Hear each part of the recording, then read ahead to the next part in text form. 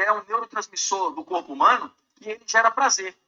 E é o neurotransmissor que mais gera dependência. Por exemplo, é um dos principais neurotransmissores ligados à dependência química. Então, as pessoas dessa geração, elas são dependentes de prazer imediato. Por isso, elas fazem as coisas para serem rapidamente recompensadas. Jogos de videogame, futebol, tudo que elas fazem tem um desejo, prazer, receber recompensa. E essas coisas, elas alimentam um sistema no corpo humano que torna elas dependentes disso. Por exemplo, por que tantas pessoas hoje são dependentes de redes sociais? De serem aprovados pelos likes nas redes sociais? Porque elas têm um sistema de autodependência nelas, que provoca uma necessidade de realimentar isso todos os dias. A ciência chama isso de geração de dopamina, a geração do prazer imediato.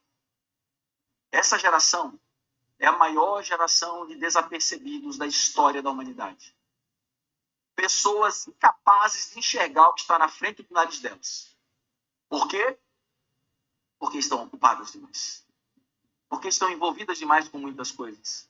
Elas conseguem ouvir muitas vozes ao redor delas, mas elas não conseguem ouvir a voz de Deus. Infelizmente. Isso é muito sério. Então, essa é a primeira vez que o Senhor fala essa frase: quem tem ouvidos, ouça. Querido irmão, querida irmã, não esteja desapercebido nesse tema. Esteja atento. A volta do Senhor está eminente. Eu creio seriamente nisso. O tempo da nossa redenção é chegado. E nós precisamos estar atentos. O Senhor tem sido muito misericordioso conosco. Segundo aspecto, ou a segunda vez que o Senhor fala essa frase. Agora abramos nossas Bíblias em Mateus capítulo 13, versículo 9. Mateus capítulo 13, versículo 9. Aqui todos nós conhecemos esse contexto, a parábola do semeador, tá? Ao concluir a parábola, ele fala: quem tem ouvidos, ouça. Só que quando o Senhor vai explicar a parábola, agora eu quero que você vá para o versículo 15, aí o Senhor diz assim, ó: porque o coração desse povo está endurecido, de mau grado ouviram com os ouvidos e fecharam os olhos, para não suceder que vejam com os olhos, ouçam com os ouvidos, entendam com o coração, se convertam e sejam por mim curados.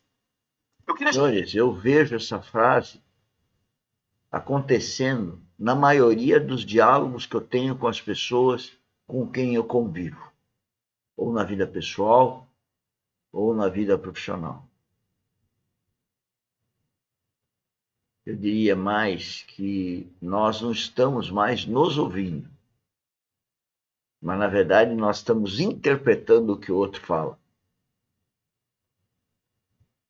Balançamos a cabeça dizendo que entendemos, mas creio muita coisa não está sendo entendida.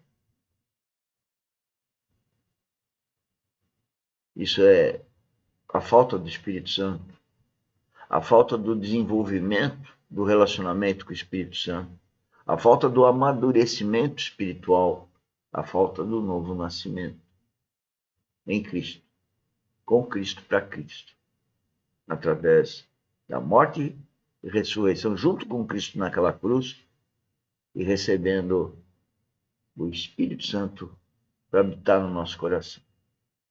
E é todo dia, toda hora, esse trabalho de relacionamento para ouvir o Espírito Santo e, portanto, tomar a atitude, a obediência ao que ele pede e também ouvi-lo quando ele nos consola e ouvi-lo quando ele nos adverte. Exatamente, porque ele é o Espírito que também adverte aquele onde ele habita, que as pessoas são tão cegadas, só pode ser pelo inimigo, distraídas com as coisas do mundo. Vamos refletir sobre isso. Vou chamar a atenção para a parte inicial desse versículo. Ele diz assim: porque o coração desse povo está endurecido. Só que a palavra grega para endurecido nesse versículo, a melhor tradução dessa palavra é gordo. Essa é a melhor tradução. Porque o coração desse povo está gordo. E a etimologia dessa palavra, ela traz um significado de extremamente confortável. O que o Senhor está querendo dizer com isso? Esse é outro mal dessa geração. É uma geração que busca conforto. É uma geração que não quer luta, que não quer sacrifício, que não quer passar por dificuldade. É um coração gordo. E muitas religiões insinuam ou indicam para os seus servos que está tudo bem, que vai dar tudo certo, que Deus ajuda. Uma série de frases para levar as pessoas a ficarem confortáveis. E a Bíblia está dizendo outra coisa. Agora, é só lembrar um pouco da história de Jesus Cristo. Ele teve uma vida fácil, confortável. Então, por que as religiões ficam falando e que é fácil? Ser cristão não é carregar a cruz? Carregar a cruz é uma coisa confortável?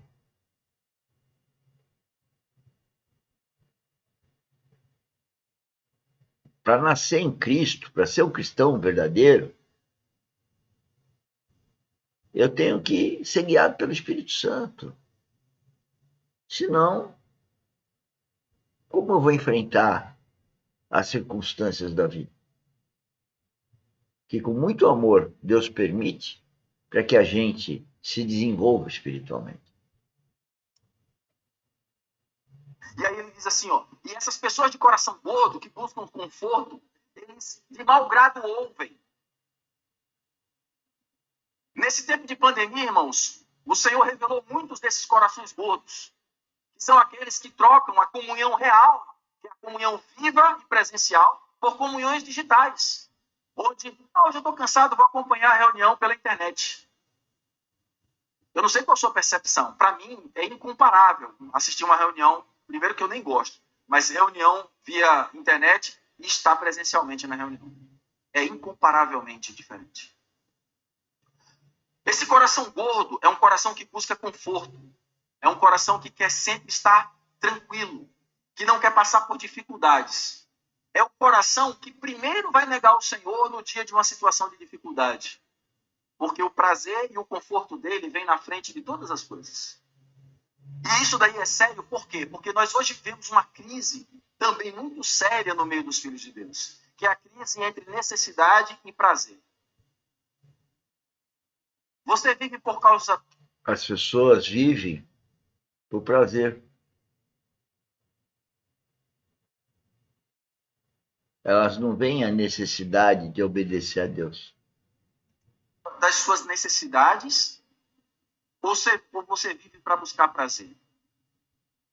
Olha só, aquele texto que nós lemos de Mateus capítulo 24 sobre os tempos de Noé, diz assim, que as pessoas comiam, bebiam, casavam e davam-se em casamento. O que tem de errado nisso?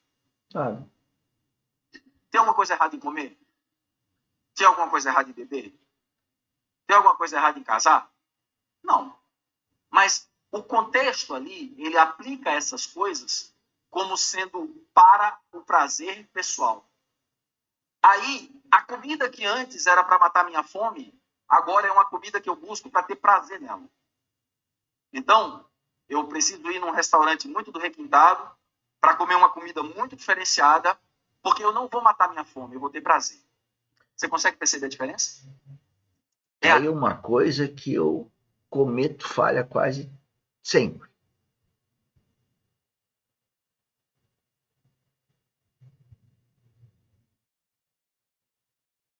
Estou aqui testemunhando.